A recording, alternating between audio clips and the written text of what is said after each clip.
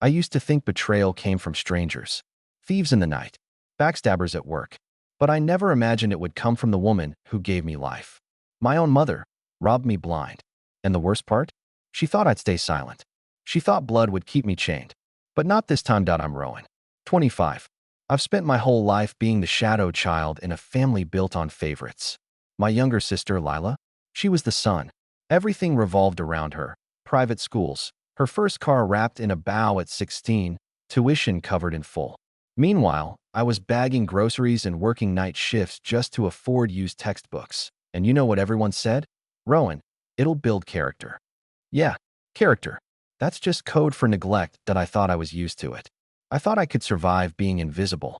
But then, my mom crossed a line I never thought she'd dared. It was a Thursday night. I just dragged myself home from a 10-hour shift at the design firm. I still had my work badge clipped to my shirt when the front door creaked open. She still had a key. Mistake number one: she didn't even bother with small talk. Just stood in my living room like a judge delivering a sentence. Arms folded, eyes sharp. Rowan, Lila's wedding is 2 months away. You're giving her $15,000. Not asking, not please, just a decree. I nearly dropped the glass in my hand. 15 grand? Mom, that's my savings. That's everything I've worked for. Her face never wavered. Cold, calculated. You don't need it. Your sister does. Family comes first. Or are you really that selfish? There it was. The manipulation. The guilt dagger she'd been stabbing me with since I was a kid. But I held my ground. No, I'm not paying for Lila's wedding. That's final. Her eyes went black. You'll regret this. And with that, she stormed out, slamming the door so hard my walls shook. I should have changed the locks that night. The next morning, my phone wouldn't stop buzzing. Fraud alerts. Bank calls. My stomach turned to ice before I even opened them. I logged into my account, and my savings gone. $15,000. Wedding deposits, catering, flowers, photography, all booked overnight. My card, the one I kept hidden in a locked drawer, had been emptied in a 6-hour spree. I sat there shaking. My own mother had broken into my apartment, stolen my card, and gutted my future to throw a party for my sister. I called her.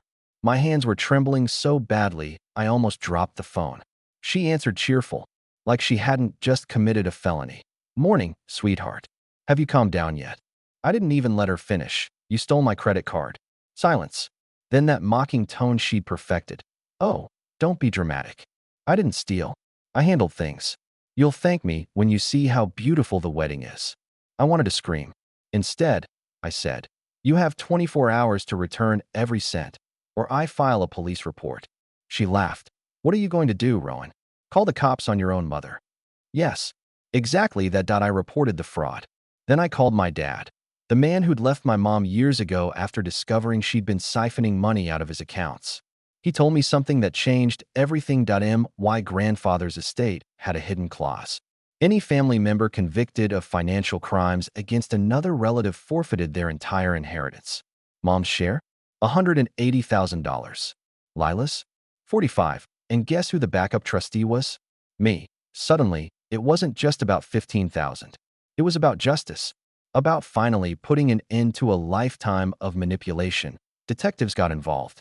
They had bank records, transaction logs, and worst of all for Mom, security footage. Clear as day. Her slipping into my apartment at midnight, leaving 40 minutes later with my purse. When the police came knocking, she panicked. Lila blew up my phone with angry texts. How could you do this? You're ruining my wedding. As if I had stolen from her. Uncles, aunts, cousins. They all called me selfish. Told me to drop it. Told me to be the bigger person. Not one of them said what Mom did was wrong. And for the first time in my life, I didn't cave. But the final twist? It came from someone I didn't expect. Lila's fiancé, Marcus. He called me, voice shaking. Asked to meet in person. When we sat across from each other, he looked broken. I need you to know. I didn't know the money was stolen. Lila told me you offered it. I believed her. But after the cops came, I pressed her. She admitted everything. My blood went cold. Everything. He nodded. Your mom planned it, but Lila helped. She scoped your apartment months ago. Told your mom where you kept your cards. Suggested hitting it at night so you wouldn't notice until morning. The floor dropped out from under me. My own sister had set me up. Marcus swallowed hard. I called off the wedding. I gave her back the ring this morning. I can't marry someone who robs her own family. I stared at him. For the first time in years, someone else finally saw the truth. So here I am. My mother facing fraud charges. My sister exposed. My family fractured. And me? For once, I don't feel like the weak one. I feel free. They call me selfish.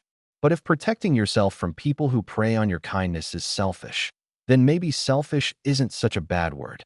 Tell me, if it were you, would you press charges against your own mother? Or would you stay silent and let her steal your future?